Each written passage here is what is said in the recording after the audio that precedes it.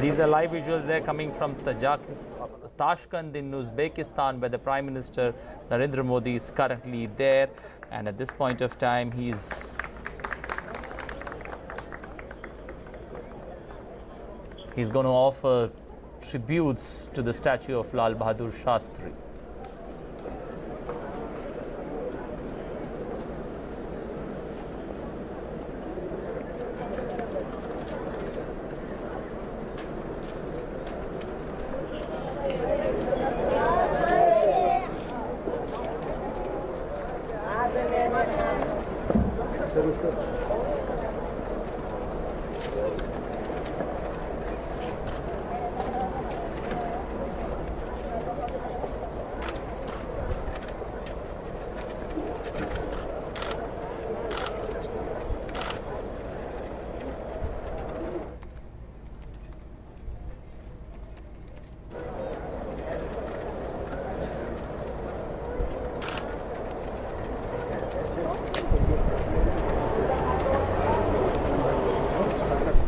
Well, we got on the phone line Sudhakar joining us there from Tashkent on this particular story. Sudhakar, what's the significance of this particular event? Because the Prime Minister last time around when he was...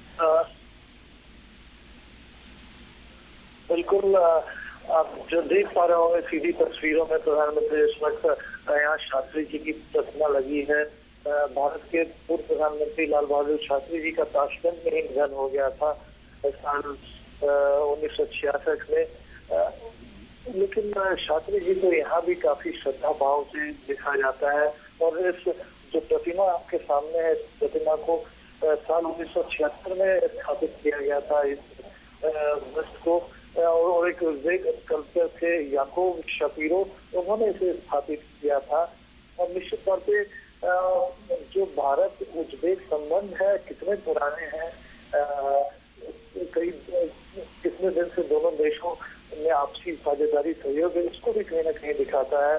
और खासतौर पे बात करें लाल बहादुर शास्त्री के जीवन की, तो एक सादा जीवन जीते हुए जिस तरह से शीर्ष स्तर पर शास्त्री जी पहुंचे और तमाम पूरे देश में जिस तरह से उन्होंने जो तमाम नीतियां लागू की, और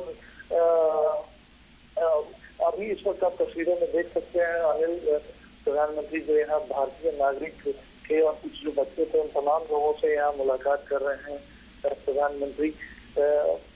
इस तरह के कोई भी मौके होते हैं क्योंकि देश के प्रधानमंत्री से देश का हर एक नागरिक मिलना चाहता है, और ऐसे में प्रधानमंत्री ये मौका हर एक व्यक्ति को देते हैं। तो उसी स्ट्रीट को भी शास्त्री स्ट्रीट के नाम से जाना जाता है। स्ट्रीट पर काफी संख्या में लोग भी पहुंचे हैं प्रधानमंत्री से मिलने के लिए, और पुष्पांजलि अर्पित करने के बाद प्रधानमंत्री उनसे मुलाकात भी कर रहे हैं। तो हम बात कर रहे थे पूर्व प्रधानमंत्री लाल बहादुर शास्त्री की, तो पूरा उनका जो राजनीतिक जीवन रहा है, 1.5 साल की उम्र में उनके पिताजी की मृत्यु हो गई थी, तो भी संघर्षशील जीवन जीते हुए भी, आजादी के आंदोलन में महत्वपूर्ण भूमिका निभाते हुए भी वो इस शीर्ष स्तर तक पहुंचे।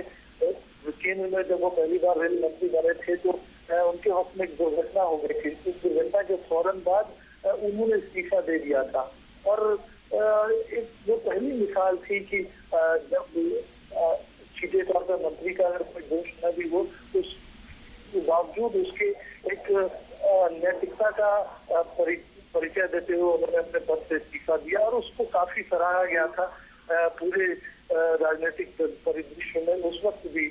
और सादा जीवन, उच्च विचार और कर्म भी पूजा है, इस तरह की बात तो में वो हमेशा भरोसा करते थे।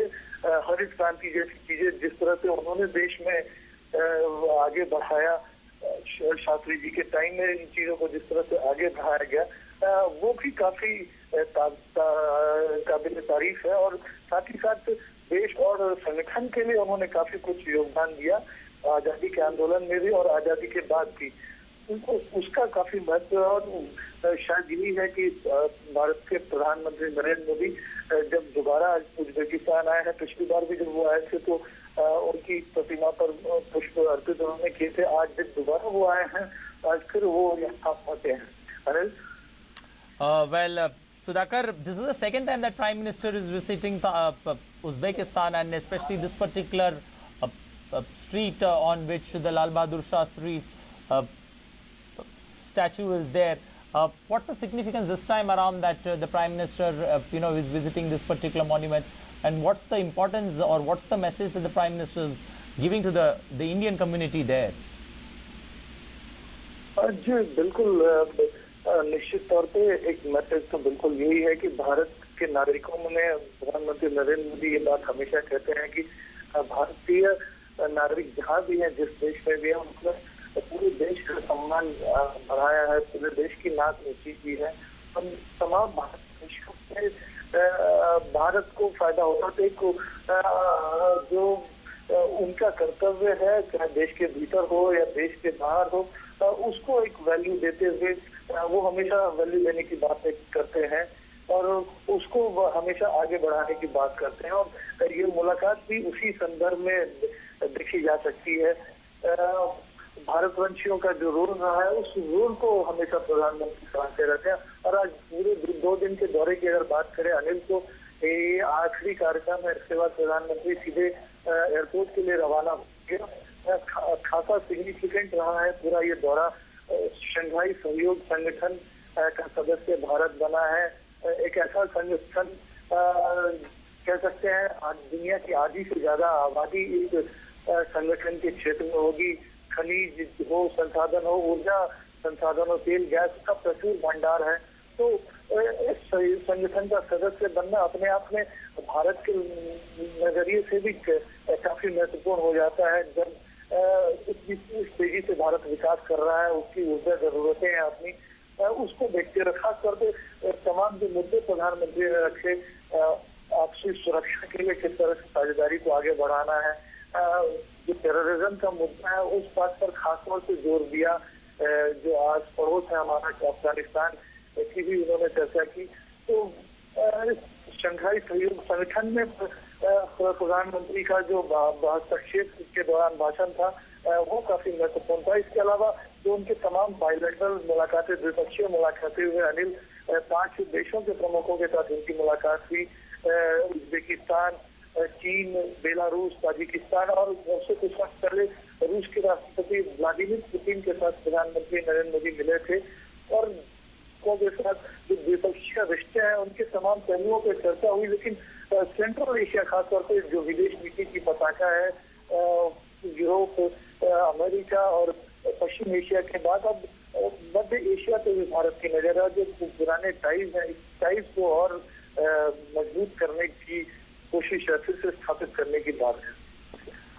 Sudhakar, if you look at this particular visit, what are the big takeaways that we can say, that the Prime Minister, brings back home? जी बिल्कुल, सबसे बड़ी बात की शंघाई सहयोग संगठन, जिसमें भारत साल 2005 से ऑब्जर्वर देश रहा है। साल 2014 में जिसके लिए भारत ने सदस्यता के लिए आवेदन किया था, भारत शंघाई सहयोग संगठन का स्वतः सदस्य बना है। और अनिल, अब मुझे अगर 1 मिनट का आप समय दें, क्योंकि प्रधानमंत्री का काफिला भी रवाना होने वाला है, तो हमें भी आदेश हुआ है अगर हम 2 मिनट बाद फिर से बात कर सकते हैं। Well, Sudhakar, thank you very much for joining us there with those live inputs from Tashkent. Well, those are live visuals of the Prime Minister paying floral tribute to Lal Bahadur Shastri in Tashkent in Uzbekistan. Well, time for